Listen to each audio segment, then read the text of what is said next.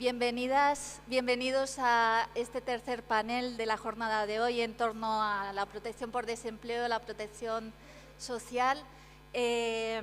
Por supuesto que no puedo más que agradecer a la organización pues, que hayáis contado conmigo. Para mí pues, es un lujo, sobre todo es una oportunidad poder reunirme en estos momentos con tantos y tantas amigas y compartir esta mesa que para mí es otra mesa de lujo, con compañeros de camino como son Jesús Cruz Villalón y Cristina Aragón.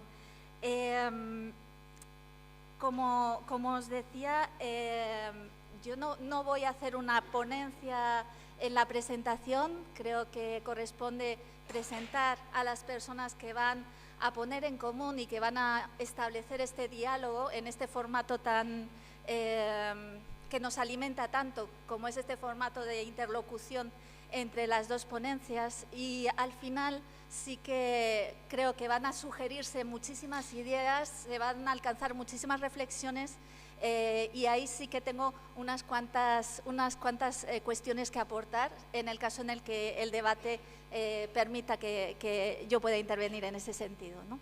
En primer lugar va a intervenir Jesús Cruz Villalón. Él, como bien sabéis, es catedrático de la Universidad de Sevilla, es un maestro de maestros y de maestras y ha dirigido muchísimos proyectos de investigación, ha dirigido y dirige publicaciones especializadas en nuestra materia, es el presidente de la Comisión Consultiva Nacional de Convenios Colectivos y muchísimas cosas más.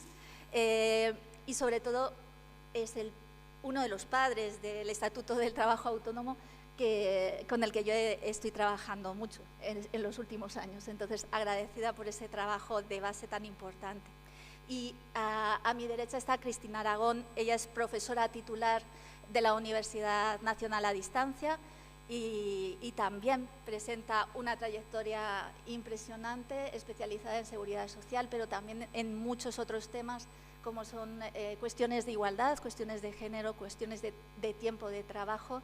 Entre ambos se va a generar esta sinergia que deseamos con este formato de poner en común estas miradas diversas en torno a un tema, un objeto de observación como es el gobierno del empleo, que es un título muy inspirador. Vamos a poner en común esas cuestiones y después daremos lugar al debate. Tenemos 25 minutos, más o menos, si te parece, Jesús. Pues muchísimas gracias, buenas tardes a todos ustedes. La verdad es que no sé qué hacen ustedes aquí a las 3:30 y además yo pensaba que iban a aflojar un poco las luces, iban a atenuarlas para que ustedes con el run de lo que digamos pues quedara en un sopor, pero veo que no. En todo caso, pues muchas gracias por vuestra asistencia y cuádruple agradecimiento por haberme invitado a exponer una ponencia en un congreso de tanta relevancia como es este. A lo largo de la mañana reiteradamente se me ha dicho, bueno, con la cantidad de tiros dados que tú tienes, pues esto para ti será un paseo triunfal. Pues miren ustedes, estar en un foro como este no lo es y es un reto que yo acepté muy gustosamente cuando la profesora María Emilia Casas me lo propuso. Posiblemente si no hubiera sido ella, a lo mejor hubiera resistido algo. En segundo lugar, agradecimiento por tener la suerte de compartir esta mesa con Maravilla Espín y con Cristina Aragón, amigas de muchísimo tiempo y con las que siempre coincido en la forma de ver las cosas. En tercer lugar, también desearía expresar mi satisfacción por el hecho de que la ponencia se desarrolle aquí en Cuenca y particularmente en la Universidad de Castilla-La Mancha, que para todos nosotros es un referente permanente de actividad y de enfoques siempre en la línea de pensamiento que le caracteriza. y satisfacción además porque del mismo modo en el que lo dijo esta mañana Ferran Camas respecto de Eduardo, como no lo dice ninguno de sus condiscípulos que se portan tan mal, pues yo quiero aprovechar la ocasión también para decir que también es la ocasión en el que nuestro Antonio Bailós cumple la edad oficial de jubilación, y que para nosotros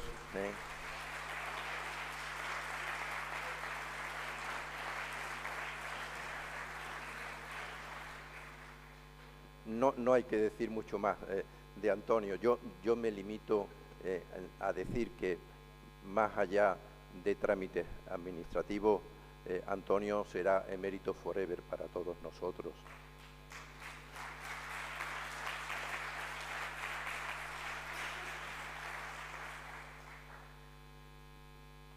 Y bueno, ya no tanto agradecimiento por el tema que se me ha encomendado, es un tema enrevesado. Yo cuando lo vi digo, bueno, de que hoy voy a hablar particularmente cuando vi el diseño del programa y digo, bueno, pero si es que las otras ponencias ya, formación, ya se va a hablar, prestación por desempleo, pues ya se va a hablar, políticas activas de empleo, ya se va a hablar, intermediación. Digo, ¿qué me queda a mí? Cuando además es una materia en la que nosotros, aunque se diga lo contrario, le hemos dedicado una atención muy importante. Entonces, como a veces uno no encuentra el hueco, pues a veces se equivoca, pero me van a permitir ustedes que a lo mejor haga algo que pueda ser algo heterodoxo en esta materia, y es mirar lo que llamaríamos la cara oculta de la luna, la parte que no se ve, pero que nos puede servir para saber dónde nos situamos. Intentar una perspectiva que pretende ser complementaria de todo lo que se dice habitualmente, pero que sirva de contrapeso para también ser consciente de hasta dónde podemos llegar. ¿A dónde quiero ir a parar? En materia de política de empleo se comienza diciendo nuestro sistema tiene una potencialidad enorme porque disfruta de instrumentos potentes de gestión del mercado de trabajo y por tanto lo que tenemos que hacer es desbrozar con detalle en todos esos instrumentos de los que dispone el legislador y los poderes públicos en orden a la potenciación en términos cuantitativos del mercado de trabajo y cualitativos en términos de calidad de empleo. Y eso viene después acompañado con una especie de desilusión, de decepción. Y dice, pero seguimos estando donde estábamos. No logramos los objetivos que se presupone que debíamos conseguir con armas tan potentes que tienen las políticas de empleo. Incluso, digamos, si estamos en una fase de crecimiento de empleo, claro, gracias a la actividad económica que tenemos, el contexto internacional en el que nos desenvolvemos, si se produce un estadio de destrucción de empleo, de precarización del empleo, la culpa la tienen las políticas de empleo que no funcionan. ¿Qué es lo que pretendo hacer? Una cosa muy sencilla, una idea muy simple que contrapese lo anterior. A lo mejor la premisa no es tan cierta. A lo mejor los instrumentos existentes de lo que en sentido estricto del término se conoce como política de empleo no tienen una capacidad real de alterar sustancialmente la estructura de nuestro mercado de trabajo, porque el mercado de trabajo es enormemente complejo y porque nos desenvolvemos en un marco jurídico, económico y tecnológico que nos condicionan la efectividad de las políticas de empleo de las que tenemos.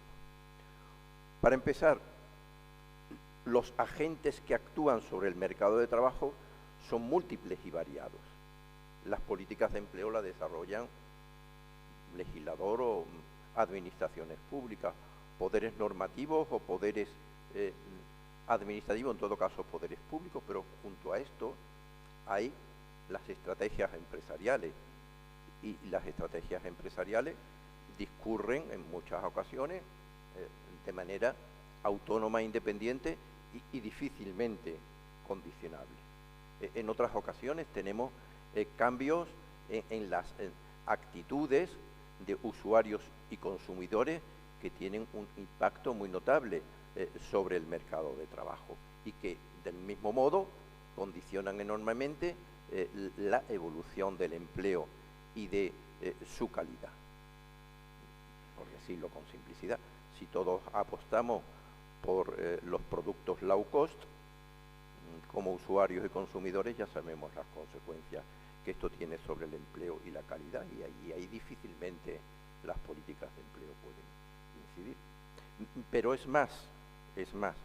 es que probablemente las políticas, ya sí desplegadas por los poderes públicos, que mayor incidencia pueden tener sobre el empleo, no son las que nosotros conocemos o denominamos como políticas de empleo. La política económica, la política industrial, la política fiscal, la política presupuestaria, la política de vivienda, la política educativa, la política familiar.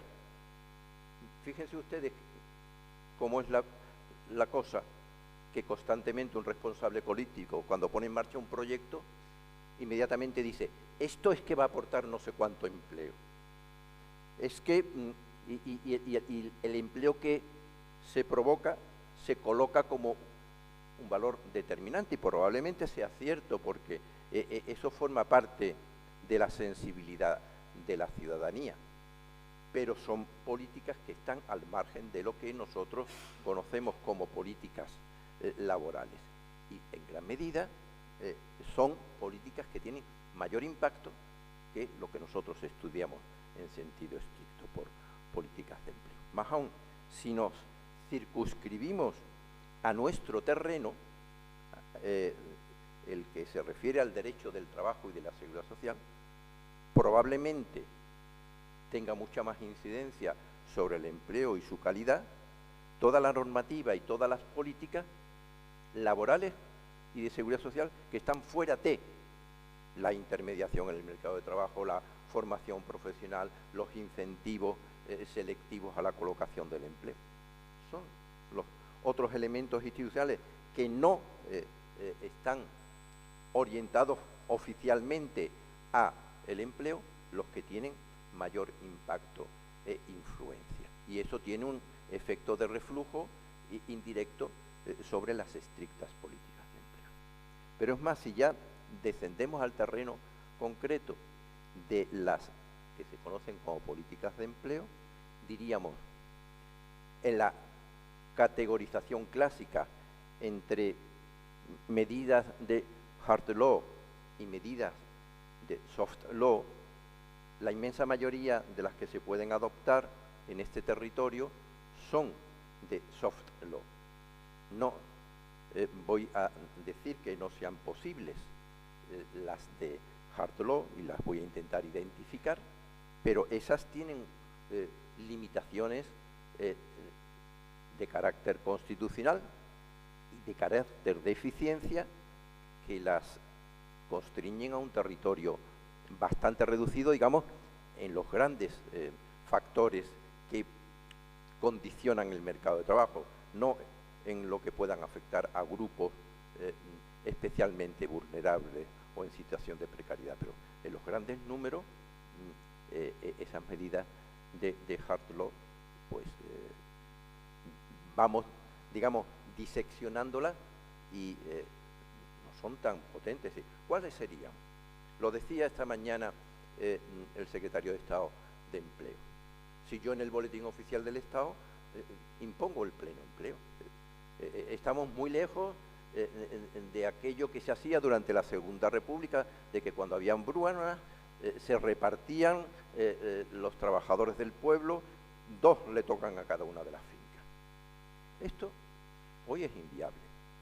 En términos numéricos, no se puede hacer imposiciones directas, por mucho que exprimamos el artículo 35 de la Constitución cuando reconoce el derecho al trabajo. Fíjense ustedes incluso la paradoja. Es posible, y esto está presente en casi todas las medidas de Jardó, que sean posible utilizarlas en territorios distintos de la política de empleo. ¿Puedo imponer yo que como mínimo en una aeronave vaya un piloto y un copiloto? ¿Puedo yo imponer como mínimo que en la cabina vayan tantos tripulantes de cabina? Sí, lo puedo imponer, pero lo impongo como medida de política de empleo, no. Lo impongo como medida de política de seguridad o de política de calidad del ciudadano. ¿Puedo yo llegar a imponer que para hacer frente a los riesgos del analfabetismo digital determinadas personas sean atendidas directamente por personas y no por máquinas? ¿Y eso crea empleo? Por supuesto que sí. Pero ¿puedo encontrarlo como justificación de la creación de empleo? No. ¿Puedo yo imponer que en todas las gasolineras haya empleados? La Unión Europea nos dice que no, que se van a acabar los empleados en las gasolineras y que queramos o no, nos tendremos que manchar las manos surtiéndonos nosotros. Bueno, como ya no va a haber gasolina, pues pasaremos al sistema eléctrico en el año 35 y el problema resuelto. Pero en todo caso, lo que es llamativo es esto, que podemos identificar este tipo de medidas de mínimo de empleo, pero no la podemos fundamentar en la política de empleo. Pero bueno, pues entonces nos vamos al artículo 17.2 del Estatuto de los Trabajadores. Se podrá establecer a través de ley exclusiones, reservas y preferencias a la contratación, que serían las fuertes de la política de empleo, que después se extiende a la posibilidad de que esto también lo hagan los convenios colectivos y que incluso se deslegaliza y se permite que lo hagan los reglamentos. Pero, ¿en qué pueden consistir estas medidas? Vayamos desagregando cada una de ellas. Medidas de exclusión. ¿En qué consisten medidas de exclusión? ¿A quién podríamos excluir? De nuevo, curiosamente, pueden aparecer exclusiones ajenas a las políticas de empleo. Yo puedo excluir a la contratación para atender a población infantil o juvenil de personas que tengan antecedentes penales. Puedo excluir de la actividad bancaria a personas que tengan también antecedentes penales por corrupción. Puedo excluir que determinadas personas que no tengan determinada titulación no puedan ocupar determinados puestos de trabajo, pero no lo puedo justificar por razones de política de empleo. Tengo que justificar por otro motivo. ¿Qué exclusiones me quedan? Las exclusiones que me quedan son exclusivamente, limitadamente, la de los inmigrantes extracomunitarios, extranjeros extracomunitarios que necesitan el permiso de trabajo y mientras que no lo tengan están excluidos del mercado de trabajo. Es el único caso. Pero ahí pasamos al territorio de la eficiencia y ya se decía esta mañana, cerramos la puerta y nos entran por la ventana. Si hay necesidad de empleo en el mercado de trabajo, por mucha política de exclusión que yo haga pensando en reservarlo a la población nacional, nos vienen los inmigrantes, por suerte nos vienen los inmigrantes. El problema es que nos vengan dentro del territorio de la economía sumergida o irregular y por esto hay que hacer los procesos a los que se refería esta mañana de formación de este tipo de personas y el arraigo por formación. Quiérase que no, hay que hacerlo. Y cuando hay un momento de depresión económica, sí, se adoptan medidas de retorno de los inmigrantes, pero realmente Esos flujos se producen con naturalidad, más allá de las políticas que realicemos. En el otro extremo,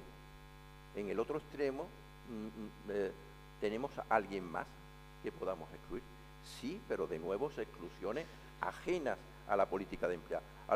Si se excluye de empleo a los menores de 16 años, no es por razón de política de empleo, es por razones de tutela del niño o del adolescente, que debe estar dedicado a jugar o a formarse y no debe estar en el mercado de trabajo. Y en el otro extremo, pues sí, los ya mayores deberíamos también estar fuera del mercado de trabajo y dedicados también a jugar, pero parece que algunos se resisten o algunos nos resistimos a hacerlo, y los que nos resistimos se nos puede impedir permanecer en el mercado de trabajo. Lo ha dicho el Tribunal Constitucional ya desde hace mucho tiempo, 1981, sentencia de 2 de julio. Mire usted, no se puede establecer límites máximos a la edad de jubilación. Incluso hay momentos en los que acepta, sí, pero por motivos ajenos a la política de empleo, o cuando lo acepta en materia de política de empleo, establece enormes condicionantes y son exclusiones relativas. Esto que nosotros, digamos, ya tenemos como coletilla, tan denominar cláusulas en los convenios colectivos de jubilación obligatoria, no se les jubila obligatoriamente, se les extingue el contrato de trabajo, pero estas personas, si quieren, retornan al mercado de trabajo. E incluso en ese sector donde el convenio colectivo prevé una jubilación obligatoria, una empresa no puede contratar a una persona que supera esa edad. ¿Sería nulo ese contrato? No, sería perfectamente válido. Luego, es cierto que hay medidas, pero acaban siendo muy limitadas. Incluso con esa lógica, probablemente no sea tan obligatoria la jubilación. Lo dice en un reciente estudio que se ha presentado a la Comisión Consultiva sobre mejoras voluntarias, encabezado por Jaime Cabeza, que dice, bueno, eso lo que faculta es al empresario a imponerle el abandono del trabajo al trabajador, pero no le obliga al empresario. El empresario, si quiere, pues puede mantenerlo en el empleo. Todo este tipo de situaciones de exclusión pues quedan muy limitadas. Pasemos a la siguiente categoría. Y las reservas. Hombre, claro, las reservas sí que son perfectamente posibles, están dentro de la lógica, no solamente del derecho al trabajo, sino del 9.2, que establece las medidas de promoción de los grupos o segmentos de población en situación de dificultad. Y además tenemos un caso paradigmático de esto, cuál es el de los discapacitados, y esto lo tenemos asumidos todos, el porcentaje o cuota mínima de reserva de discapacitados. ¿Por qué lo tenemos asumido? Porque si no existiese la cuota, no se incorporarían al mercado de trabajo. Es decir, más allá de estereotipos culturales que tengamos, el motivo real es que en términos de una selección conforme a criterios de mérito y capacidad y de productividad, salvo casos singulares, la empresa dirá, me resulta más productivo el que no tiene esta condición de discapacitado. No lo contrataría nunca. Pero claro, si este es el fundamento de la cuota de reserva, ¿podemos establecer otro tipo de cuotas de reserva? Posiblemente sí, sí, y tenemos un caso muy reciente del proyecto de ley del Gobierno sobre paridad en los cargos de dirección de las empresas, que al fin y al cabo pues también es un elemento de reserva de puesto. Pero ¿hasta dónde podemos estirar el chicle? Posiblemente nos van a decir que se acabó. Nos van a decir, usted, no, ¿por qué? Porque está la libertad de contratación empresarial, porque está el derecho al trabajo de los otros, y porque está la libre elección de profesión o oficio de los otros. Entonces, se nos confabulan todos para decirnos que la capacidad de que usted pueda establecer los mecanismos de reserva son los que son, y no pretende usted desarrollar una política extensiva. Exclusiones, reservas pueden introducirse también en este territorio porque están a medio camino. El caso singular de las cláusulas de los convenios de jubilación para menores de 68 años que te obligan a contratar a una mujer a tiempo completo y por tiempo indefinido. Sería otro ejemplo, pero diríamos, tengo que ir brujuleando para encontrar concretos ejemplos. No tiene una gran capacidad expansiva tampoco esto de la reserva. Me paso al territorio de las preferencias. Las preferencias están en el territorio, casi todas ellas, hoy en día, del soft law. Son preferencias por vía de incentivos, casi todas ellas. Identifico grupos vulnerables y esos le aplico un ahorro de coste económico, y está entonces en el territorio del soft law y no del hard law. Pero ¿qué sucede? Que la mayoría de los estudios afirman que estas medidas de incentivo tienen un intenso peso muerto. Es decir, tenemos que reconocer que el empresario primero elige a quién va a contratar y después le dice al gestor, búscame cuál es la bonificación de la que me puedo beneficiar. Y si el gestor le dice que me ha buscado una persona muy rarita, porque es que este no tiene ninguna, ya que si ustedes ven la lista es amplísima. Este no la tiene.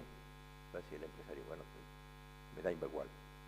El beneficio económico no me compensa en la exclusión o el rechazo de esta persona. Veremos a ver qué desarrollo tiene la nueva ley de empleo y si se mantiene la senda de la si se mantiene o no la senda de la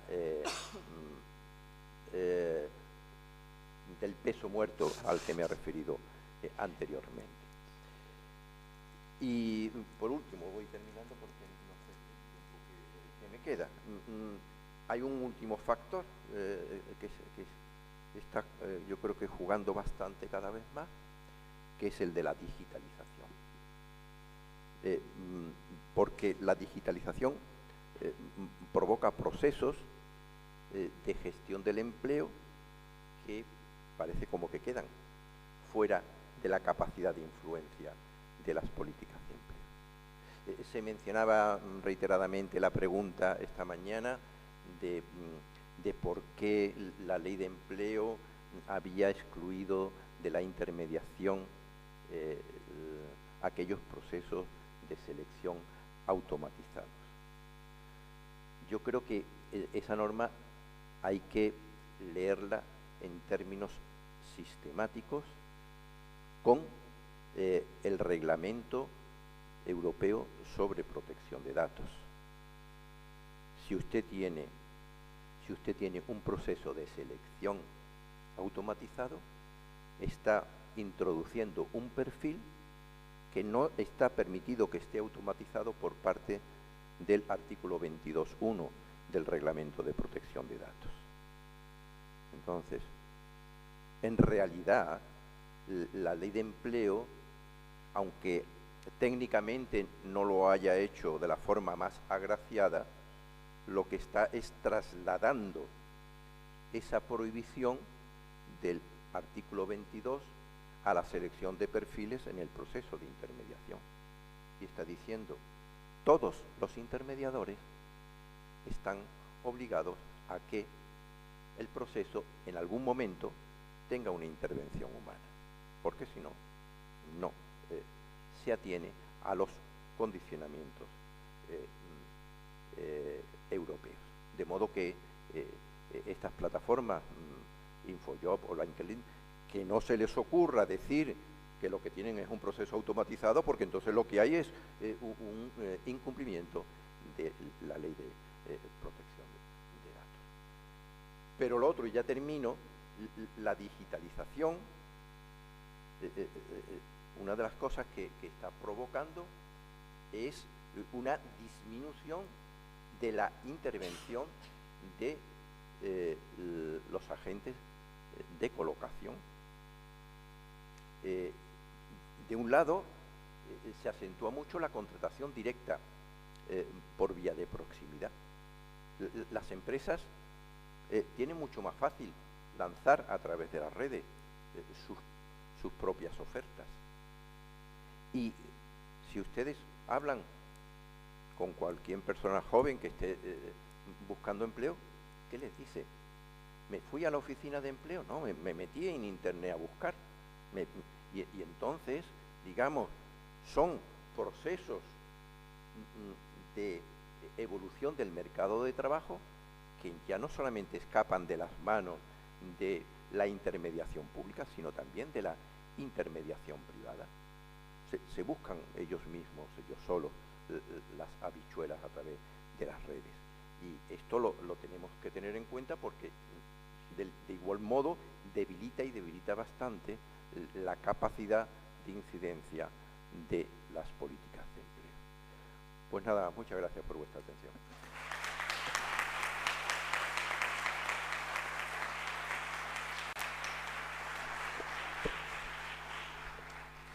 Muchísimas gracias, Jesús. Una aportación tan generosa como siempre, con la generosidad que te caracteriza. Cristina, si te parece, va a utilizar un PowerPoint cuando quieras. Muy buenas tardes. Quiero comenzar mi intervención agradeciendo muy sinceramente a la presidenta de la asociación, la profesora Casas-Bamonde, y a los restantes miembros de la Junta Directiva el que me hayan invitado a este Congreso Nacional de la Asociación de Derecho del Trabajo, y a que asuma para mí es un honor estar aquí, y es un honor asumir la interlocución a la brillante ponencia del profesor Cruz Villalón, a quien tanto admiro, y estar también en esta sala con personas conocidas, queridas y admiradas, ¿no?, dentro del derecho laboral. Con la brillantez que le caracteriza, el profesor Cruz ha analizado cuál es el alcance material de las principales políticas activas de empleo. Y yo he tratado de enfocar esta interlocución abordando esas mismas políticas, las reservas, las preferencias, los incentivos, desde una perspectiva complementaria. En la ponencia escrita el enfoque es más amplio, puesto que he intentado identificar a lo largo de la vida activa de un sujeto cuáles son aquellos hitos en los que se evidencia más claramente esa combinación entre las políticas activas y pasivas. Pero dado lo acotado del tiempo, en mi exposición oral me centraré en la materia que os apuntaba. El profesor Cruz nos recordaba que las políticas de empleo se desarrollan en el marco de un modelo de economía de mercado basado en la libertad de empresa. Y una de las manifestaciones de la libertad de empresa es evidentemente la libertad de contratación, que incluye a su vez la libertad de seleccionar a los trabajadores. Y él mismo nos advertía que no estamos ante una libertad absoluta en la medida en que se ve limitada por la interdicción de la discriminación. Lo que ocurre es que el actual concepto de no discriminación supera la prohibición de tratamientos diferenciados y acepta un derecho desigual igualatorio, ¿no? Mientras la igualdad formal propia del pensamiento liberal y fruto de la reacción ante una sociedad estamental parte de que todos somos iguales y en consecuencia hemos de recibir un mismo trato, el Estado social parte de la premisa contraria. No es cierto que todos seamos iguales y por lo tanto es necesario la introducción de desigualdades precisamente para que lo seamos. Ante esa desigualdad de partida es evidente que los poderes públicos no pueden adoptar una actitud pasiva de no injerencia, de no intervención, de dejar pasar a las propias reglas del mercado. Es necesaria una actitud activa, positiva, que no permanece ajena al problema, sino que asume un papel protagonista e interviene activamente para corregir ese rumbo natural que se derivaría de la estricta aplicación de tales reglas.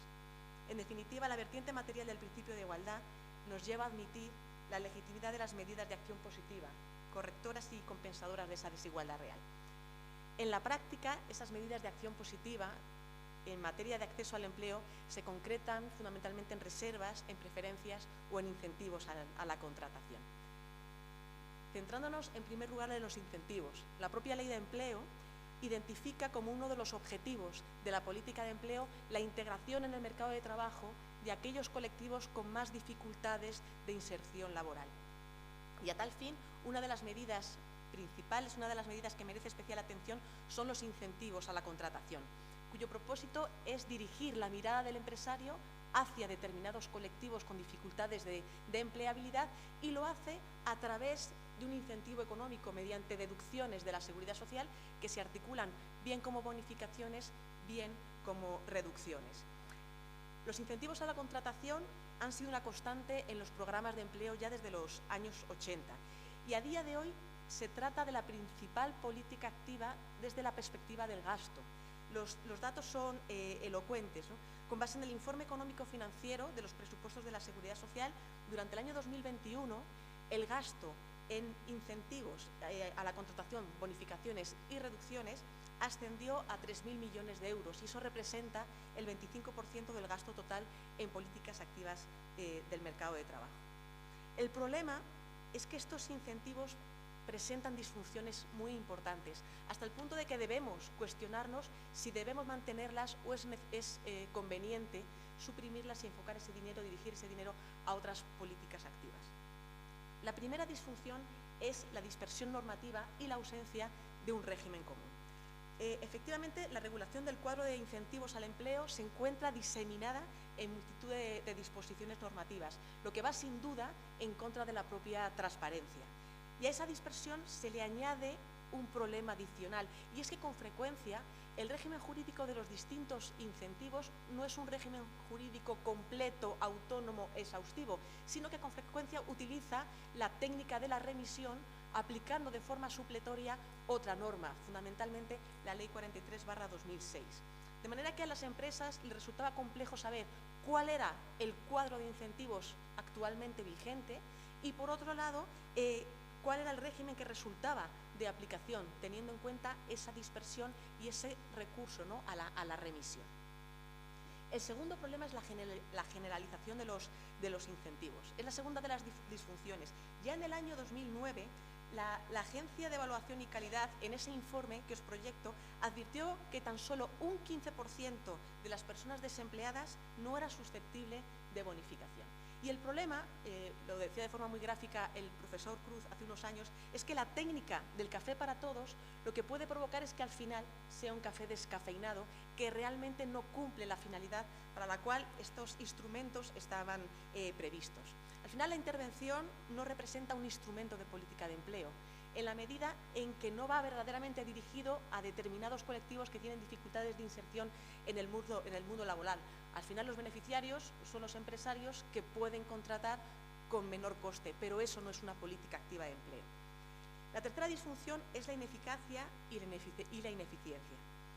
La doctrina económica advierte que los incentivos al empleo se han evidenciado como medidas que no han servido para combatir la dualidad de nuestro mercado de trabajo, puesto que las estadísticas evidencian que no han sido capaces de revertir esa tendencia del empresario español a la contratación temporal. Tampoco han favorecido la creación de empleo, puesto que, como advertía el profesor Cruz, son unos incentivos que representan un importante peso muerto, en la medida en que incentivan contrataciones que se hubieran producido igualmente sin la existencia de esa bonificación o de esa reducción, y es que tampoco han favorecido la propia estabilidad en el empleo, puesto que la existencia de las bonificaciones tiene un efecto sustitución. Las empresas tienen un incentivo a sustituir al personal de plantilla por candidatos bonificados y, por otro lado, igualmente tiene un incentivo para extinguir contratos bonificados una vez que concluye la vigencia de la bonificación por otros candidatos que también sean beneficiarios, ¿no?, de estas políticas activas. La evidencia empírica demuestra que la tasa de despido de los trabajadores indefinidos, sujetos a medidas de fomento del empleo, es más alta, sobre todo cuando concluye la propia bonificación. De hecho, la profesora Cueto Iglesias ya ha apuntado que estos programas ni reducen la temporalidad y aumentan la inestabilidad de los propios contratos indefinidos. El cuarto de los problemas es un problema de gestión y de control.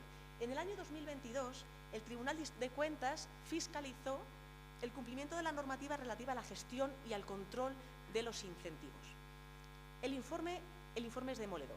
Yo recomiendo vivamente su lectura y, por desgracia, no podemos ahondar aquí en los resultados de ese informe, pero evidenció importantísimos problemas de coordinación entre las administraciones públicas y dificultades de control de los incentivos. Disculpad. Como os decía, no podemos entrar en mucho detalle, pero os pongo únicamente, comparto con vosotros algunos ejemplos. La conversión de un contrato en prácticas en un contrato indefinido tiene prevista una bonificación, pero solo en el supuesto de que esa transformación se produzca a la finalización del contrato o a la finalización de su prórroga. Pues bien, la Tesorería General de la Seguridad Social ese dato lo desconoce, porque no tiene información sobre cuál es la duración informada en el contrato ni cuál es la duración de las correspondientes prórrogas. Y el SEPE, que sí dispone de esa información, no ha habilitado el más mínimo mecanismo para trasladárselo a la Tesorería General de la Seguridad Social. Otro de los problemas, otro de los ejemplos es que las empresas, para poderse beneficiar de estas bonificaciones, no han podido adoptar decisiones extintivas improcedentes en los 12 meses previos a la contratación. Pues bien, ni la Tesorería General de la Seguridad Social ni el SEPE tienen la más mínima información al respecto, puesto que no hay una información centralizada sobre los despidos y su correspondiente calificación. Por último, también se evidencia una falta de evaluación por parte de estas políticas. Fijaos que en el informe Más y Mejor Empleo, que dio lugar a la reforma del 2006, la propia Comisión de Expertos para el Diálogo Social ya intuía posibles disfunciones de estos programas de fomento de la contratación. Pero esas sospechas no podía corroborarlas precisamente por la falta de estudios que evaluaran estas políticas de empleo y que evaluaran concretamente los incentivos. Hemos dicho que los incentivos son una constante en nuestro mercado de trabajo desde la década de los 80. Pues el primer informe, la primera evaluación que se realiza a solicitud del Gobierno es del año 2009, casi 30 años después. En la práctica, la evaluación se promete, pero no se concreta. Es verdad que es difícil evaluar las políticas activas del mercado de trabajo, porque no basta con analizar los resultados. ¿Cuántos autónomos se han dado de alta en el RETA en este concreto ejercicio? Sino que hay que evaluar el impacto. ¿Cuántos autónomos se han dado de alta en este ejercicio gracias a la nueva tarifa reducida? Esa es la idea. Lo que se pretende es encontrar ese nexo de causalidad entre el programa y el concreto resultado. Claro, y eso implica una decisión ex ante, una decisión de evaluar y por lo tanto de identificar cuáles van a ser los indicadores de seguimiento y empezar ya a recopilar los datos que necesitamos para evaluarlo. Porque si no, si la decisión la tomamos con posterioridad, nos podemos encontrar con el problema de que no hay datos o que no tienen la suficiente calidad, que es precisamente lo que le pasó a la Autoridad Independiente de Responsabilidad Fiscal cuando en el año 2018 quiso evaluar las políticas activas y tuvo que concluir que no podía hacerlo, cito textualmente, porque los datos suministrados no eran suficientes y tenían una calidad mejorable. Era, por lo tanto, necesario una reforma legislativa que lograra un uso más eficiente de esta política de empleo. Precisamente por ello, el Plan de Recuperación, Transformación y Resiliencia incluyó dentro del componente 23 tanto la modernización de las políticas activas de empleo en la Reforma 5 como la revisión de las subvenciones y las bonificaciones a la contratación en la Reforma 7. En respuesta a este compromiso, se aprueba el Real Decreto Ley 1/2023, que con carácter general entrará en vigor el 1 de septiembre de este año, a través del cual se persiguen tres objetivos: simplificar el sistema de incentivos, impulsar un empleo estable y de calidad y promocionar la contratación de aquellas personas más vulnerables para acceder al mercado de trabajo. Con respecto al primer objetivo, lo que ha hecho el legislador es un esfuerzo de depuración normativa. Ciertamente se han suprimido una decena de disposiciones normativas, en unas ocasiones sencillamente para suprimir ese concreto incentivo, en otras para integrar el régimen jurídico de ese incentivo dentro del régimen común, de manera que se evitara con ello la dispersión. No obstante, se trata de un objetivo que se ha cumplido en parte, pues siguen vigentes algunas normas dispersas por el ordenamiento jurídico, pero como veis, muchas de esas normas que quedan vigentes están relacionadas con incentivos vinculados a personas con discapacidad. Y esto tiene una explicación.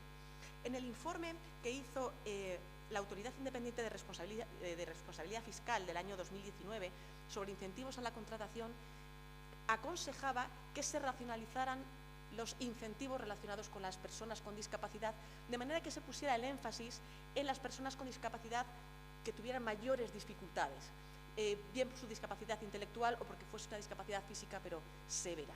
Y precisamente por eso, en el anteproyecto de ley se incluyó un importante recorte de los incentivos en materia de contratación de personas con discapacidad que afectaba fundamentalmente a los centros especiales de empleo. Finalmente, el legislador no ha querido acometer esta reforma y la ha postergado, según nos avisa en la disposición adicional quinta, a la espera de las conclusiones del Libro Blanco de la Discapacidad, que a día de hoy se está negociando entre el Ministerio de Trabajo, el CERMI y la ONCE. De otro lado, con el objeto de impulsar un empleo estable y un empleo de calidad, se han adoptado las siguientes medidas. Se han suprimido algunas de las bonificaciones por contratación temporal, precisamente por incentivar especialmente el contrato indefinido. Igualmente se han mantenido los incentivos a la conversión de contratos temporales en indefinidos, pero siguiendo la misma lógica de la Ley 43/2006, solo se bonifican la conversión de contratos formativos o contratos de relevo, lo que me parece una decisión acertada. Y por último, se ha impuesto a las empresas la obligación de mantener el empleo por un periodo de 3 años. Pero sí que me gustaría, con respecto a esta exigencia, con respecto a este requisito, sí que me gustaría aclarar algunas cosas. En primer lugar, aquí el legislador se separa de la lógica de la Ley 35/2010, en la medida en que no hay que mantener el empleo en general, el empleo fijo en abstracto, sino ese contrato de trabajo bonificado, por un periodo, como digo, de 3 años, lo que me parece acertado, porque la legislación, la medida que se había previsto en la Ley 35/2010 no tenía mucha lógica, en la medida en que la empresa podía resolver el contrato bonificado y quedar exenta de responsabilidad de devolución contratando a otra persona que no tenía ni por qué estar igualmente bonificada. Por otro lado,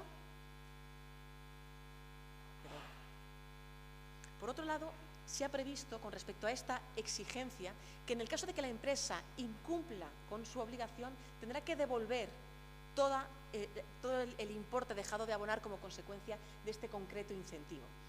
Y aquí también, nuevamente, el legislador se separa de una lógica anterior que había establecido en los Reales Decretos Leyes 3/2014 y 1/2015, porque en aquellas reformas legislativas se devolvía la parte proporcional en función de lo que se había respetado de ese concreto periodo de 3 años. Y aquí, sin embargo, hay que devolver la integridad del incentivo aplicado.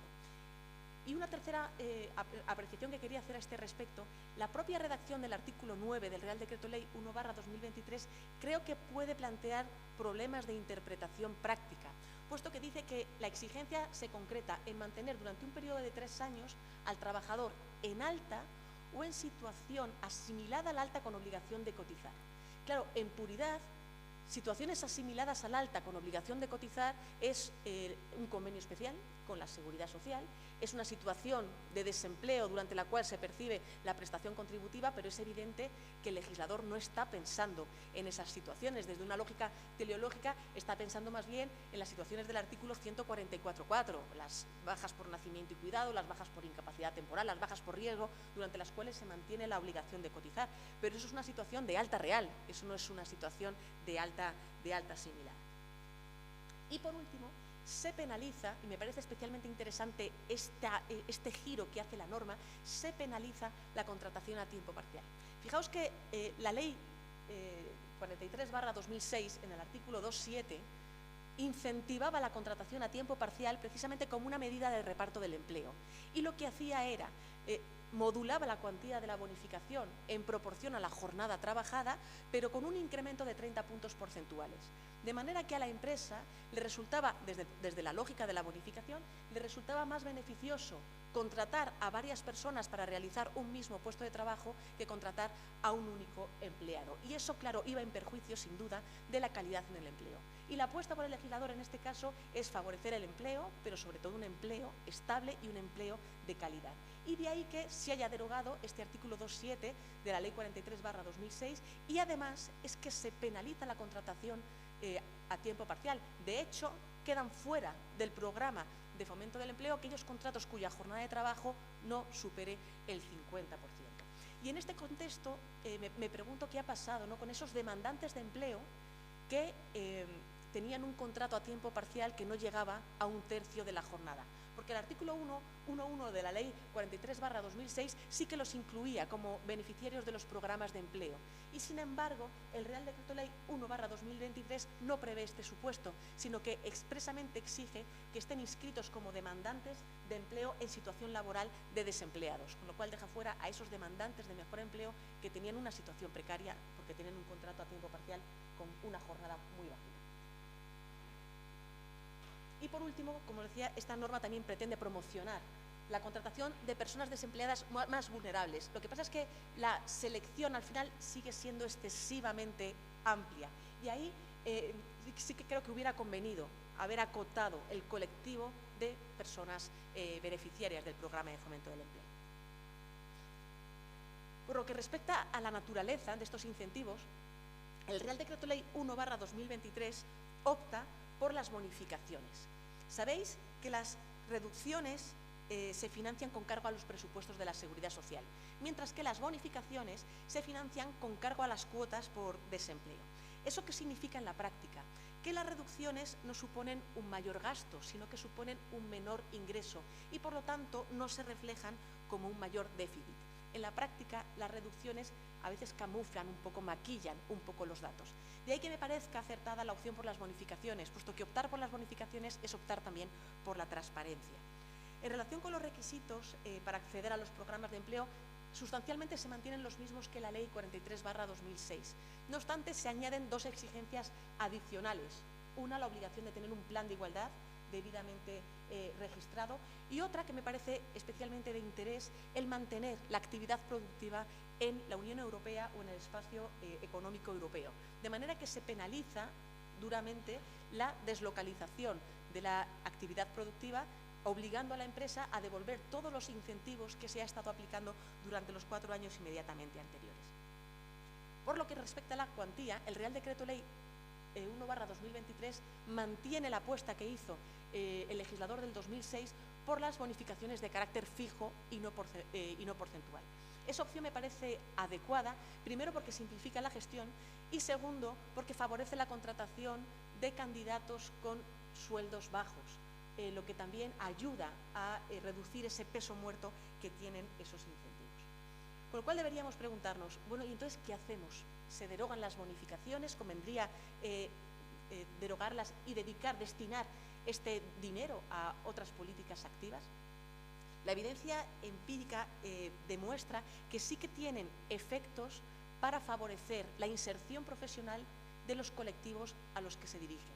Pero es verdad que es un efecto modesto, que sin embargo mejora, según advierten los economistas, si los incentivos se focalizan en un colectivo reducido de personas beneficiarias y conseguimos que la cuantía sea verdaderamente atractiva para las empresas. Yo creo que ahí sí que es verdad que hubiera sido preferible incrementar más las cuantías, porque los incrementos no son especialmente sustanciales, y haber reducido el número de personas beneficiarias. Por lo que respecta a las reservas, sabemos que desde el año 82 las reservas en España se han centrado en las personas con discapacidad, un colectivo en el que se integran cerca de 2 millones de personas que están entre los 16 y los 65 años, que están en edad de trabajar y que representan el 6,3% de la población total. Y, sin embargo, sus tasas de actividad y sus tasas de empleo son sustancialmente inferiores. Y de ahí que esté plenamente justificada esa medida de acción positiva que se concreta en la reserva, que se concreta en las cuotas, que sabemos bien que en el sector privado se traduce en esa obligación de reservar un 2% de la plantilla, y en el empleo público se concreta en una reserva de un 7% de las vacantes, si bien es cierto que en el propio proyecto de ley de la función pública se prevé un incremento de ese porcentaje hasta el 10%. Pues bien, el problema de esta medida es que no ha logrado el objetivo que se pretendía, en la medida en que se constata un elevado incumplimiento de la cuota de reserva. Los datos de la Inspección de Trabajo son elocuentes. En el año 2020, del total de infracciones que se detectaron en materia de empleo, un 62% estaba relacionado con la cuota de reserva, y en el año 2021 se mantuvo en el 52,42%. Es verdad que sí que se constata una cierta evolución, pero aún así el incumplimiento es especialmente importante y es especialmente significativo. Y es que, por desgracia, se trata de un deber que resulta relativamente sencillo de burlar, ¿no? Para empezar, el propio criterio de la Inspección de Trabajo, el criterio 98/2016, ya reconoce que hay que redondear, y lo interpreta el precepto entendiendo que hay que hacer el redondeo sistemáticamente a la baja. Por otro lado, sabemos que es irrelevante el tipo de contrato y es irrelevante el tipo de jornada. Y la propia Inspección de Trabajo, en el informe anual, concretamente del año 2009, alertaba de una práctica empresarial que se traducía, que se concretaba en emplear personas con discapacidad con una jornada muy reducida al objeto de cumplir la cuota de reserva. Al margen de lo expuesto, la mera existencia ya de medidas alternativas ya está legitimando en la práctica el incumplimiento. Y resulta especialmente sospechoso que la nota de excepcionalidad que permite acudir a las medidas alternativas y que se funda en una serie de requisitos que hay que acreditar, pues se pueda obtener por silencio positivo ante la ausencia de respuesta de la Administración Pública. Y de hecho, fijaos los datos de ese informe ADECO. Llegó a la conclusión de que solamente un 26% de las empresas contrataban directamente a personas con discapacidad, el 75% restante acudían a medidas alternativas o a una combinación de ambas. Por otro lado, no parece que el régimen jurídico actual disuada especialmente del incumplimiento. Ante un incumplimiento empresarial, la respuesta del ordenamiento es doble. De un lado, prohíbe contratar con la administración pública, con el sector público, y por otro lado, prevé una infracción administrativa de carácter grave, de la que se deriva una sanción económica y una sanción accesoria. El problema es que es una sanción por empresa, no por trabajador dejado de contratar. Y si uno mira los informes de la Inspección de Trabajo, el importe de la sanción media está en torno a los 2.000 euros, con lo cual en la práctica resulta más económico incumplir que cumplir. Y además, si tomamos en consideración el propio Real Decreto Legislativo 1/2013, expresamente prevé como discriminatorio el incumplimiento de las medidas de acción positiva y la cuota de reserva es una de ellas. Con lo cual, si el incumplimiento es una discriminación, lo suyo es que fuese una infracción administrativa de carácter muy grave dentro del artículo 16 de la LISOS. Y no tendría mucho sentido la aplicación de las sanciones accesorias que en la práctica conllevan la pérdida de las bonificaciones y a quien puede perjudicar es precisamente a las personas con discapacidad. Por último, deberíamos barajar la posibilidad de reducir el umbral, que como bien sabemos se sitúa en 50 trabajadores en plantilla, puesto que ese umbral únicamente obligaría a empresas que en España ocupan, en el tejido empresarial español, ocupan un espacio ínfimo, estamos hablando del 2,7%, o incluso aumentar el porcentaje en línea con lo que están haciendo en otros países de la Unión Europea. En Francia, por ejemplo, con 20 trabajadores ya hay que reservar a las personas con discapacidad un 6%, y en Francia el porcentaje se sitúa en el 5%. Por último, tendríamos que barajar las preferencias. El artículo 17 del Estatuto ya prevé la posibilidad de que tanto el legislador como el Ejecutivo prevean preferencias de acceso al empleo. Sin embargo, en la práctica, lo que ha hecho el legislador es habilitar a la negociación colectiva para que sea esta la que incorpore medidas de preferencia, cláusulas de preferencia para favorecer la inserción en el mercado de trabajo de las mujeres. Tanto en el artículo 43 de la Ley 3/2007 se prevé esta posibilidad, como en el artículo 17.4 del Estatuto de los Trabajadores. Con ello se persiguen dos objetivos claros.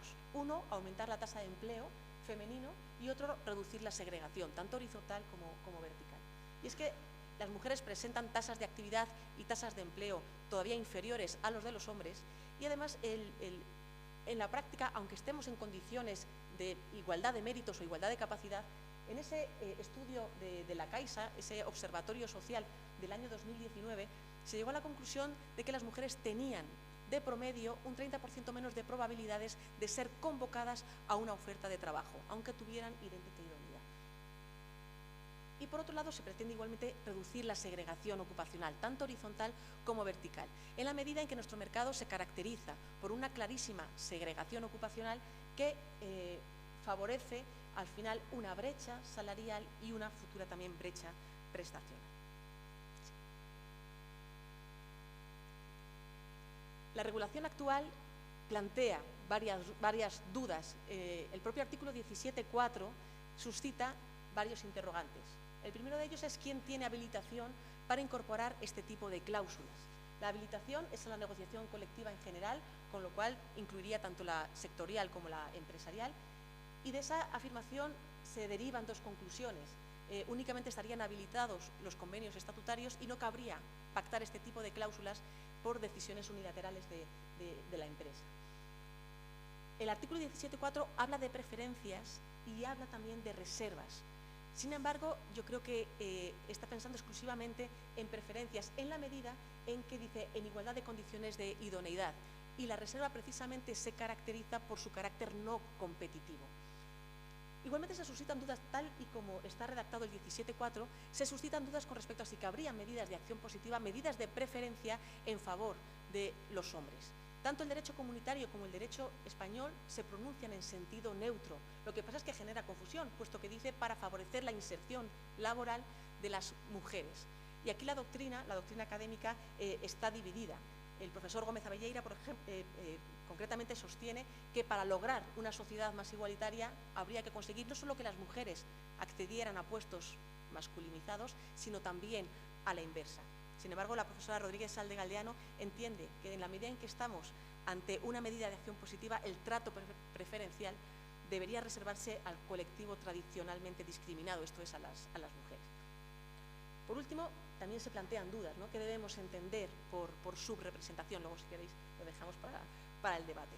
Ya para concluir, el problema es que los convenios colectivos no habían incluido este tipo de medidas, este tipo de preferencias en el texto de los convenios. Y ante ello, fijaos, el propio preámbulo del Real Decreto Ley 6/2019 dice que los resultados han sido modestos, y ante ello lo que hace el propio Real Decreto es no solamente ampliar el ámbito subjetivo de los planes de igualdad, sino también incluir dentro del contenido mínimo del plan de igualdad el análisis de la infrarrepresentación femenina.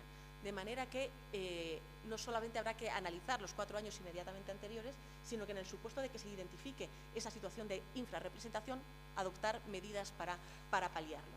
El problema es que, aunque se constata que muchos planes de igualdad han adoptado este tipo de cláusulas, por desgracia, muy pocas van a pasar el filtro de los tribunales, porque el papel de los tribunales, especialmente en sede comunitaria, ha sido claramente reacio a admitir estas medidas de acción positiva. En la práctica se conciben más como una excepción al principio de igualdad, lo conciben como en su dimensión formal, cuando realmente debería ser una manifestación de la igualdad material. Por un lado, sabemos bien que estas sentencias, estas resoluciones del Tribunal de Justicia de la Unión Europea no solamente exigen la infrarrepresentación femenina y que ambos candidatos estén en un plano de igualdad, sino que es que no admiten las cuotas cerradas, no admite esa preferencia absoluta, sino que exigen la existencia de esas cláusulas de apertura, en virtud de la cual la preferencia en favor del sexo infrarrepresentado, esa preferencia decaiga en el supuesto de que concurrieran otras variables, otras condiciones que inclinara la balanza en favor principalmente de los hombres.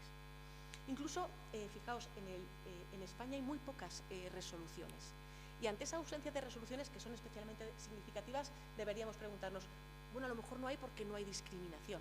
Yo creo que más bien no hay por la falta de conciencia, por la propia opacidad de los procesos de selección, por la dificultad también de hacer un proceso de selección verdaderamente objetivo y la dificultad de demostrar que hay dos candidatos que están en una situación equiparable a efectos de méritos y de capacidad. En su ponencia, el profesor Cruz advertía que las políticas activas tienen un espacio de actuación reducido, limitado, y es verdad, pero el espacio que sí tienen, el espacio que sí les queda, creo que está infrautilizado. A lo largo de mi intervención he tratado de evidenciar las principales disfunciones de estas políticas activas. Y creo que podemos y debemos corregirlas con el objeto de que estas políticas de empleo puedan ser lo más eficientes y lo más eficaces, con el objeto de lograr un mercado de trabajo más inclusivo, más respetuoso con los derechos fundamentales, en esencia más justo. Muchísimas gracias.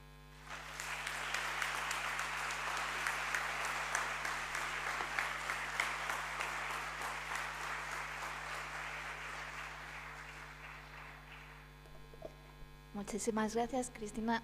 Como habéis podido comprobar, pues el mismo objeto de análisis, que es el gobierno del empleo, lo que ha titulado también Cristina como el gobierno del desempleo, ha dado lugar a esta reflexión en la que el profesor Cruz Villalón lo ha tomado cambiando de posición para poder analizar, viendo casi los poderes salvajes que pueden condicionar el empleo y pueden gobernar el empleo, y Cristina se ha sumergido en el objeto y ha analizado cada uno de esas reglas de gobierno del empleo, así lo he entendido yo.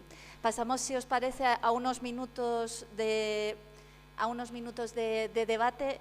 Las preguntas, los compañeros, compañeras que deseen plantear cuestiones. Vaya por Dios. Yo no veo manos, pero… gracias, Daniel.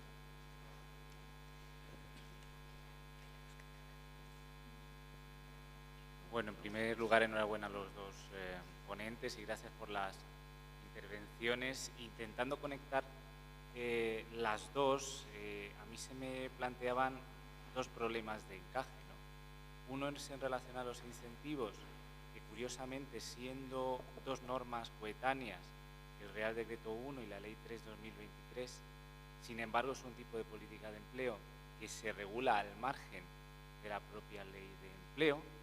Esto no tiene a priori por qué ser un problema técnico, ¿no? Es perfectamente posible regularlo en dos leyes, pero claro, cuando empezamos a tender puentes entre una y la otra, pues surgen dificultades, ¿no? Si nos fijamos en los colectivos de atención prioritaria, que se han ampliado de forma muy notable, pues aparte de lo que nos pueda parecer esto, ¿no?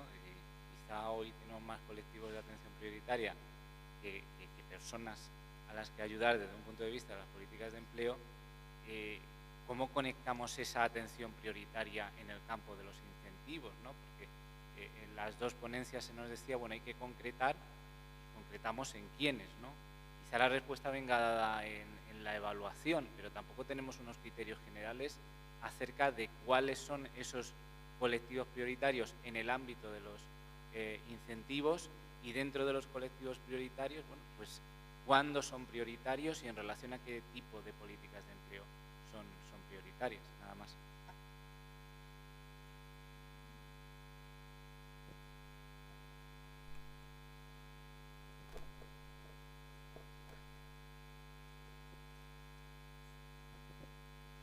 Muy bien, muchas gracias y efectivamente enhorabuena porque han sido dos perspectivas, ¿no? de un tema análogo.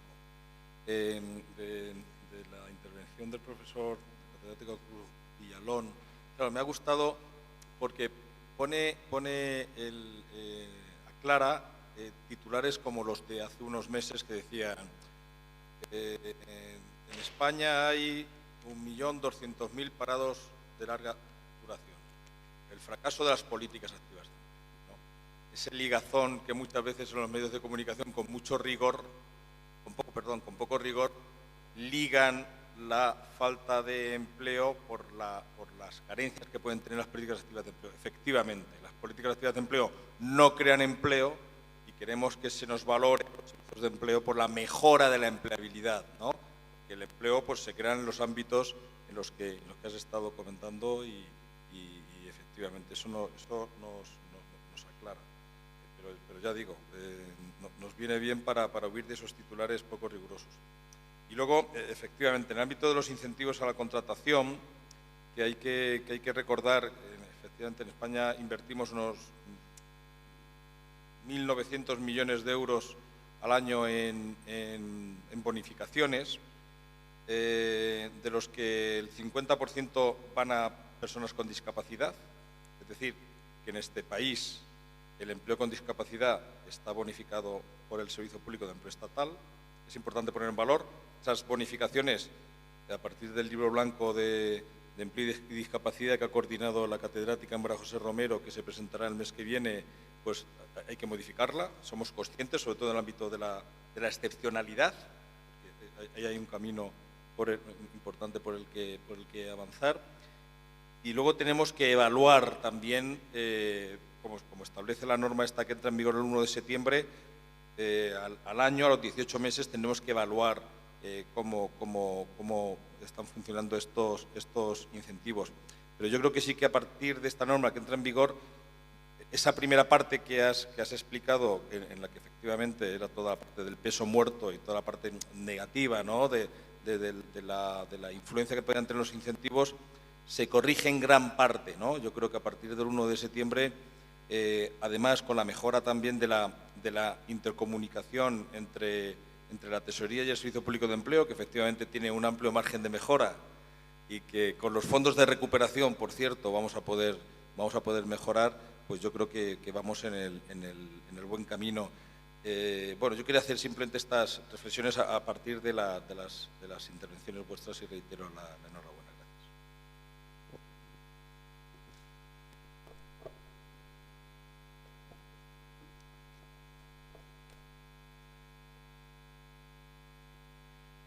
Gracias. Buenas tardes. Felicidades a ambos, a Cristina y a Jesús. Y a mí me gustaría insistir desde otra perspectiva en la misma idea que se ha venido apuntando, ¿no? Es decir, el Real Decreto de Ley 1/2003 regula una política activa de empleo muy concreta que luego se superpone con la Ley 3/2023. Y la pregunta es si eso tiene sentido, ¿no? Si eso tiene sentido, pues a mí me parece que más bien tiene poco sentido. Y yo creo que hay un problema más de técnica legislativa. ¿Cómo debe ser la normativa de incentivo? Debe ser una normativa permanente o coyuntural. ¿Y tiene que tener rango de ley o debía ser un programa público derivado, por ejemplo, de la programación plurianual derivada de la ley de empleo, ¿no? Entonces, estas son demasiadas dudas, ¿no? Entonces, desde una perspectiva técnica, yo creo que no hemos acertado demasiado, ¿no? Desde luego, la secuencia, Decreto de Ley 1/2003, Ley 3/2023, creo que es mala, por lo menos criticable. Y luego, ya puestos a revisar... Jaime, perdón, si puedes hablar un poco más despacio, es que desde aquí se oye con mucho eco y cuesta mucho seguir. ¿Se me ha entendido hasta ahora? No, a partir de ahora, yo creo.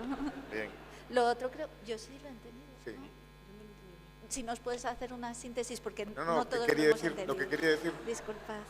A ver, no sé qué pasa, debe ser un problema mío. Quiere decir que yo creo que ha sido mala la secuenciación del Decreto de Ley 1/2023 y luego la Ley 3/2023. No se me oye. Seguimos sin oír bien. A ver, así mejor, es que no sé qué hacer. Ahora mismo sí. Pero Ahora mismo sí. Ahora mismo perfecto. Pues voy a intentar decirlo así. A ver, quería decir que creo que ha habido una mala secuenciación entre el Decreto de Ley 1/2023 y la Ley 3/2023. Es decir, toda la política de incentivos es política activa de empleo y, en definitiva, lo que está pasando es que se está desgajando algo muy importante del resto de... Y, sobre todo, creo que hay un problema de técnica legislativa. Yo no creo que la materia de incentivos, que arrastramos, si se me permite, la práctica desde el año 2006 o incluso desde antes, no debía ser una ley y menos una normativa permanente, sino que creo que esto debía ser algo más coyuntural, ligado a programas plurianuales de la legislación. Dicho lo cual, a mí me parece que además lo que me ha faltado en vuestras intervenciones es una crítica más de fondo al tipo de medidas, ¿no? Yo, por ejemplo, pongo solo el caso de la cuota de reserva de personas discapacitadas. Yo creo que llevamos con esta cuota 40 y tantos años y yo creo que la reflexión es si no había que darle un volantazo. Lo pregunto porque es algo que a nivel internacional se está poniendo en cuestión. La ley la mantiene y yo me pregunto si es razonable mantenerla. Hay ejemplos de sistemas que la han eliminado. En la convención del año 2006 no está. Y tampoco está claro si es una medida permanente, si es una medida de acción positiva o es una medida de democracia participativa. Entonces, según se entienda, pues deberíamos responder de una forma o de otra. O sea, lo que digo en definitiva es que lo que me ha faltado, sobre todo, Cristina, que te has dedicado más a ese tema, es una crítica más esencial. ¿Este tipo de medidas son procedentes o no son procedentes?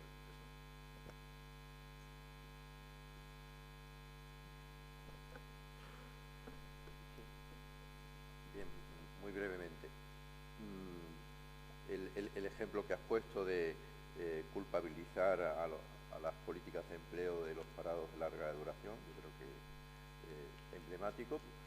Igualmente se podría traer a colación algo que últimamente está apareciendo mucho, que es el número de vacantes sin cobertura. Y se dice, es que los servicios públicos de empleo funcionan muy mal, hay 140.000 puestos de trabajo de posible ocupación, y que no, vamos a analizar primero cuántos de esos pertenecen al ámbito del sector público, y que son los procesos selectivos del sector público los que funcionan con una enorme lentitud y que tarda mucho tiempo desde que se convoca un concurso hasta que se resuelve, y mientras tanto está la vacante. Segundo, ¿cuánto de esto no está conectado con la política de vivienda y las dificultades que tienen determinadas personas de movilidad a lo largo del territorio porque no tienen oportunidad de encontrar vivienda digna donde vivir, o que lo que encuentran no se corresponde con los salarios que se ofrecen? Y ya te queda, no, es que hay déficit de formación en este tipo de personas. ¿Cuántos son? Probablemente exista, pero el porcentaje muy reducido. Entonces, todo esto, digamos, es lo que yo quería transmitir en orden de que en muchas ocasiones se culpabiliza a las políticas de empleo, algo que es dependiente de otra serie de políticas. Y en relación con lo de Daniel, yo creo que a lo mejor hay que diferenciar entre los colectivos preferentes de actuación en la ley de empleo y la medida concreta que corresponde adoptar. Yo entiendo que no todos esos deben ir al canal de los incentivos, y yo coincido con lo que estaba diciendo Cristina, en orden a que los incentivos deben concentrarse en los grupos que efectivamente tienen muchas más dificultades, y el caso de los discapacitados es emblemático, pero habría también otros cuantos que se podrían identificar, pero no este elemento expansivo que entonces provoca que el porcentaje de reducción de la bonificación no puedas hacerlo muy grande y por tanto no tenga más impacto. Y para los otros no dejar de que sean colectivos de preferente actuación, pero que tienes que adoptar otras medidas, a lo mejor están en otros territorios de formación, reciclaje profesional y otras capacidades que pueden ser más efectivas para ese tipo de grupos. Yo creo que además la clave es precisamente la evaluación, o sea, la necesidad de identificar cuáles son aquellos colectivos que tienen que tener preferencia a efectos de poder acceder, ¿no?, al programa de fomento del empleo. Y hasta ahora nos han estado haciendo ese tipo de evaluaciones, y yo creo que es preciso identificar las personas concretas a las que dirigir este tipo de programas. Y a mí no me parece mal que los incentivos no estén en la ley de empleo. De hecho, comparto la opinión del profesor Cabeza de que creo que debería ser algo coyuntural. De hecho, a mí me gustaba más los programas que aparecían todos los años y cambiaban los incentivos en función de la evolución del propio mercado de trabajo y en función de cómo estuviera la situación, ¿no?, de los diferentes colectivos. Creo que eso nos obligaría a ir evaluando, a ir verificando en qué medida estamos identificando correctamente a las personas con mayor vulnerabilidad para ir dirigiendo los incentivos a quienes verdaderamente lo necesitan, con lo cual sí que comparto totalmente ese criterio de que debería ser una norma más coyuntural que permanente. Y es verdad que no he criticado la cuota de reserva, pero también es verdad que es una medida de acción positiva en la que siempre me ha convencido, y de ahí que lo que haya identificado son las disfunciones precisamente para perseguir que se cumpliera más, en línea con otros países de la Unión Europea, como puede ser Alemania, como puede ser Italia, como puede ser Francia, ¿no? Pero sí que me parece una medida necesaria y precisa para la incorporación de las personas con discapacidad al mercado de trabajo. ¿Hay más cuestiones que se planteen? Sí, profesor Rojo. Y María Emilia. Hola, buenas tardes. Yo quiero felicitar a ambos ponentes y desde un punto de vista muy pragmático para las conclusiones de este congreso, para la declaración de Cuenca, preguntar a ambos, porque hace años muchos profesores y profesoras pertenecientes a esta asociación, los que hemos participado en otras propuestas sobre reformas legislativas del ordenamiento laboral y de las políticas de empleo, habíamos apostado claramente por la supresión de aquellos incentivos que consisten en incentivos a la contratación. No solo en el sentido que habéis explicado de que se dirijan con una mayor cantidad a colectivos reducidos para que sean eficaces, sino precisamente por la evaluación de estas medidas, por el comportamiento de estas medidas, por su desaparición cuando termina la incentivación a la contratación, y Cristina lo ha dicho, como lo habíamos dicho otras veces, ¿no? Quien tiene necesidad de contratar, contrata, y en consecuencia los incentivos a la contratación son peso muerto. Yo creo que también el profesor Ruth ha hablado del peso muerto, ¿no? Y yo creo que hemos participado en encuentros como este, donde hemos valorado pues destinarlas a la formación, destinarlas al mantenimiento de los contratos, pero no a la contratación. Y yo no avanzo conclusiones, pero deberíamos sacar conclusiones. Y a mí me gustaría saber la posición concreta de ambos ponentes. La Asociación Española de Derecho del Trabajo, a través de ellos, de alguna manera convalida esa política de mantenimiento de los incentivos a la contratación, abstracción hecha de la cuota de reserva para discapacitados, sino que haya política, y aunque se identifiquen determinados colectivos, mujeres con responsabilidades familiares, familias monoparentales, si esa técnica de incentivar la contratación tiene sentido muchísimas décadas después, habiendo comprobado su fracaso estrepitoso. Yo quisiera una respuesta sobre esta cuestión.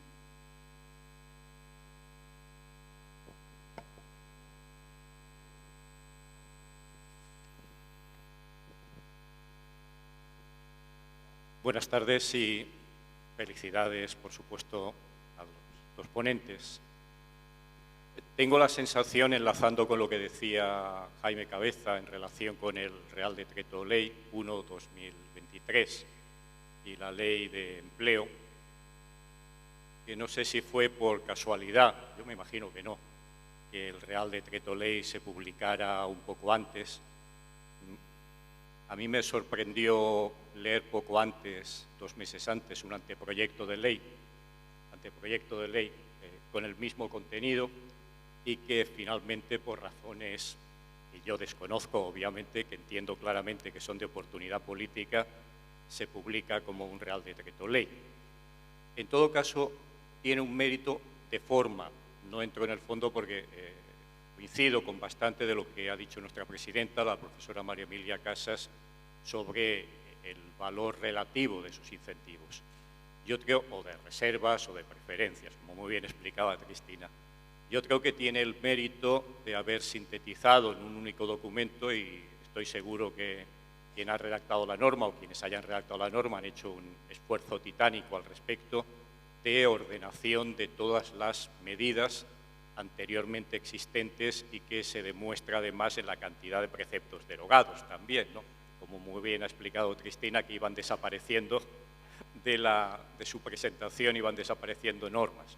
Por tanto, eso, desde el punto de vista de cuestión de forma, creo que hay que valorarlo. Cuestión distinta es la de fondo, en donde, como decía María Emilia Casas, probablemente muchas de esas medidas en la situación actual del mercado de trabajo, ya no solo como cuestión de oportunidad legislativa, sino cuestión de oportunidad política, probablemente tengan poco sentido. También me sorprendía que durante los primeros debates que hubo sobre ese anteproyecto finalmente convertido en proyecto de ley, solamente se oían las voces de las organizaciones de personas con discapacidad o diversidad funcional. E incluso en sus páginas web finalmente explicaban con éxito que habían conseguido que el Ministerio y la ministra rectificaran, ¿no? Por tanto, hay un poco de cuestión de forma y cuestión de fondo que he querido resaltar. Y una reflexión que traslado como pregunta. Sí, en la Ley de Empleo se han ido incorporando por aluvión, a través de las distintas enmiendas, los colectivos vulnerables, prioritarios, pongámosle la denominación que cada uno quiera poner. ¿Cómo se va a gestionar o cómo pensáis que se debe gestionar? Aunque seguramente Gerardo Gutiérrez podría responder mucho mejor. ¿Cómo se puede gestionar las políticas de empleo dirigidas a 14 o a 15 colectivos para lograr el objetivo perseguido por la norma, que es que sea lo más eficaz y eficiente posible? Nada más y reitero mi felicitación.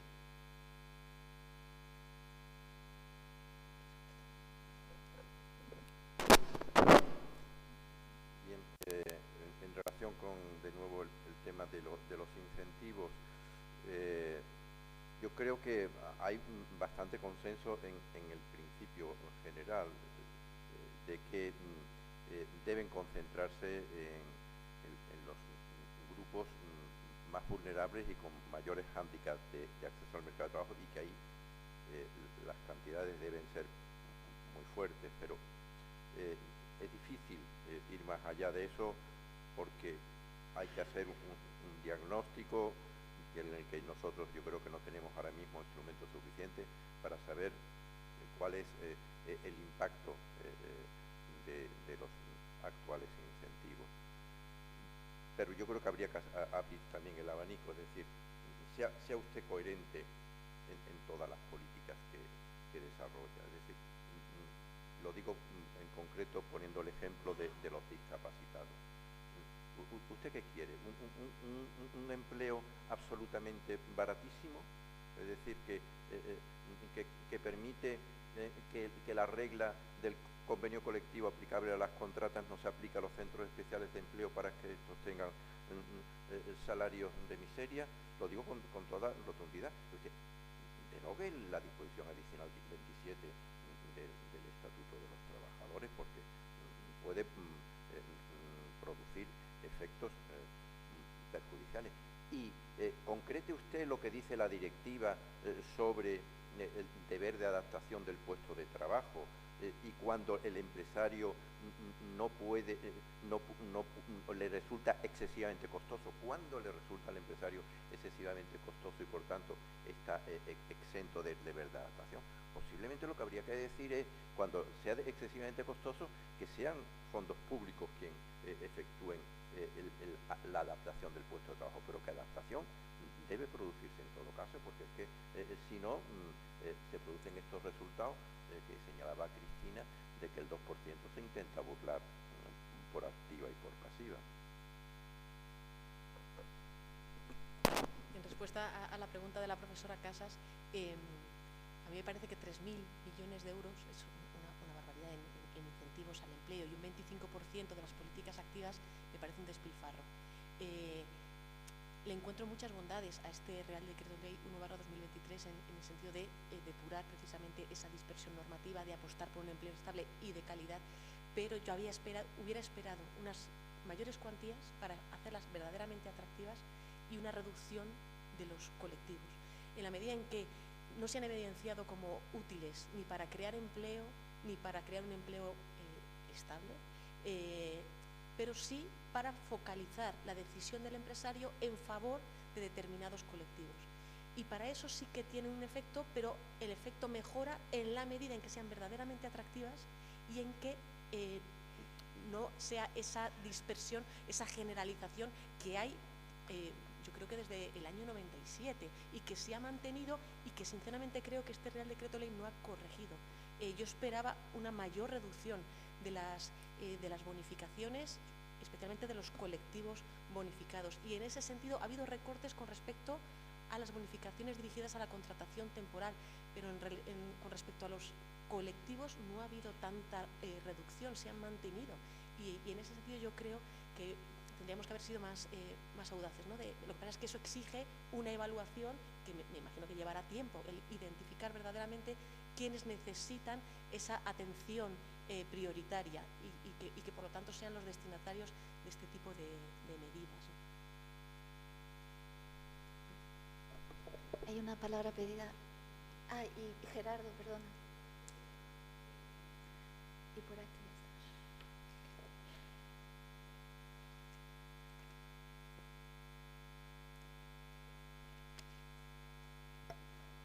Hola, buenas tardes. Quería dar la enhorabuena a los ponentes, me han gustado muchísimo las dos presentaciones y quería preguntaros, todo el tema de políticas activas, políticas de empleo... Perdón, yo creo que cuanto más hacia atrás, peor ya escuchamos nosotros. Entonces, si puedes hablar un poco más bajo o más bajito, o sea, más lejos, ponga el micrófono de la boca. Más abajo. Pues daros la enhorabuena, ¿sí mejor? Bueno, daros la enhorabuena por las ponencias. Y bueno, preguntaros que las políticas activas de empleo, ¿me oís? Maravillas. Las políticas activas de empleo y las políticas de empleo, o sea, lo veo como en la evaluación que comentaba Cristina, ¿no debería haber algún vaso comunicante con las políticas pasivas? Es decir, yo veo como que, es verdad, ya están hasta 2 ministerios, pero y luego están las comunidades autónomas también, entonces el que paga no es el que hace la política activa, que también yo creo que es un problema, es decir, no está incentivado a colocar porque no tiene un gasto asociado, ¿no? Y luego está el tema de decir, evaluar la necesidad también respecto a las personas que están recibiendo prestaciones y ver dónde está ahí el cuello de botella, o sea, no se deberían conectar más lo activo y lo pasivo, eso es lo que os quería preguntar, ¿qué opinión tenéis de que sean actores distintos los que estén actuando en todos estos campos? ¿Tiene alguna incidencia a vuestro modo de ver? Bueno, yo creo que el profesor Cruz lo apuntaba, ¿no? La cantidad de agentes que intervienen en el mercado, en las políticas, tanto activas y pasivas, y la necesidad de una mayor coordinación entre ambas. Yo creo que ahí estamos todos de acuerdo, totalmente de acuerdo, de esa necesidad y los problemas que está generando también la falta de coordinación entre las distintas administraciones, ¿no? En ese informe del Tribunal de Cuentas se evidenciaba. Hay un problema, por ejemplo, la propia norma prevé un límite conjunto a los diferentes incentivos, que no puede superar el 60% del coste salarial, incluyendo todos los incentivos, bonificaciones o subvenciones de las comunidades autónomas. Y al final, el uno por el otro, la casa sin barrer.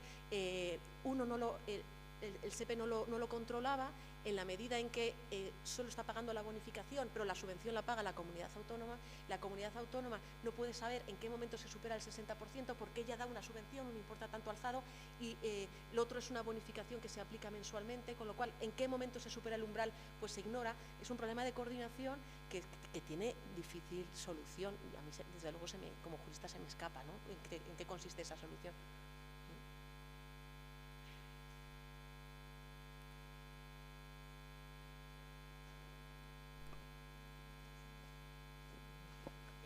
Por las amables alusiones de profesor Rojo. Efectivamente, hubo que aprobarse, los incentivos se aprobaron por Real Decreto Ley, porque es uno de los compromisos que hay para el cuarto desembolso del plan de recuperación, y como no daba tiempo a tramitarlo como ley, es por lo que se transformó ese texto que iba como ley, se transformó en Real Decreto Ley, ¿no? La ley de empleo como sí se estaba tramitando. Y luego, efectivamente, las bonificaciones, es manifiestamente mejorable considerar la norma, es manifiestamente mejorable, porque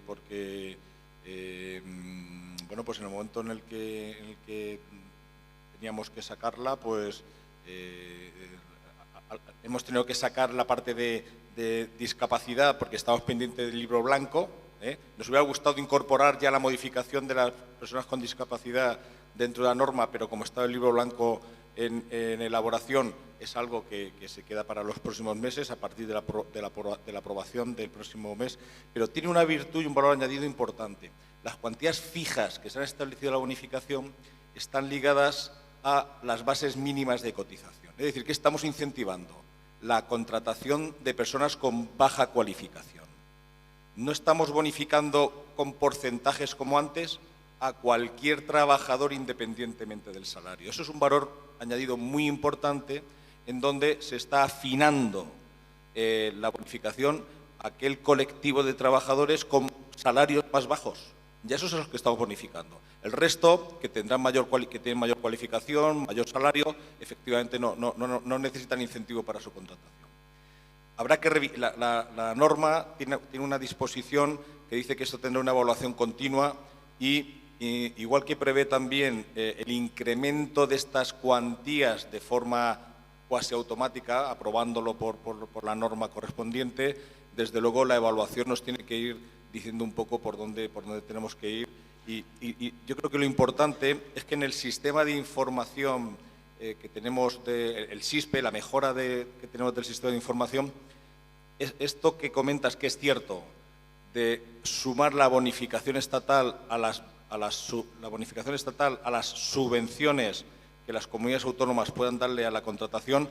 El punto de encuentro tiene que ser el sistema de información, ese SISPE, en el que tenemos una cantidad muy importante para mejorar tecnológicamente. El Servicio Público de Empleo Estatal tiene 175 millones de euros para modernización tecnológica entre el 21 y el 24. Claro, esta oportunidad es magnífica. Tenemos a los equipos trabajando a marcha martillo, pero nos va a permitir hacer todo este seguimiento. También de los colectivos, ¿no? Los colectivos que es verdad que es un artículo 11 muy complejo, ¿no? Pero es difícil, cuando se está elaborando una norma, recibir a determinados colectivos y no visibilizarlos. Hay que visibilizarlos, ¿no? Política y socialmente, ¿no? Y luego tenemos que ser capaces, también en el SISPE, de ponerles el chic correspondiente para hacerles el seguimiento. En donde lo podamos hacer, lo haremos de forma automática, y en los que no, a través de los convenios que tenemos previstos, que por cierto este año ha sido el primero, con la Inspección de Trabajo, para que en sus planes de trabajo anuales incorpore el seguimiento también de la bonificación de determinados colectivos. Entonces, todo esto se está hilvanando de forma racional en un momento en el que tenemos la suerte de tener el Boletín Oficial del Estado y presupuesto y voluntad política para intentarlo hacer de la mejor manera posible.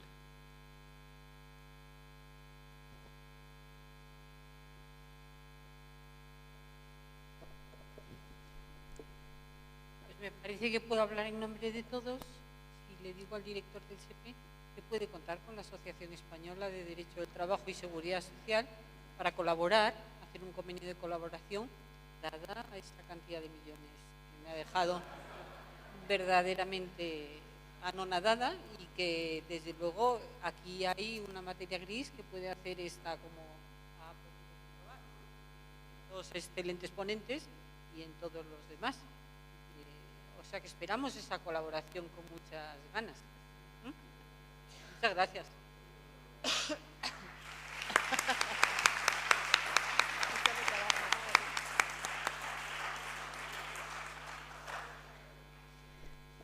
Pues muy bien, muchísimas gracias. No sé si hay alguien más, y si no, ya cerraríamos porque creo que ya estamos cumpliendo el horario. Agradecer y dar la enhorabuena a los dos ponentes la puesta en común de tantos elementos que han permitido y han facilitado el debate y el análisis crítico como corresponde a la escuela, a nuestra doctrina, y nada, agradecer al público la atención. Muchas gracias.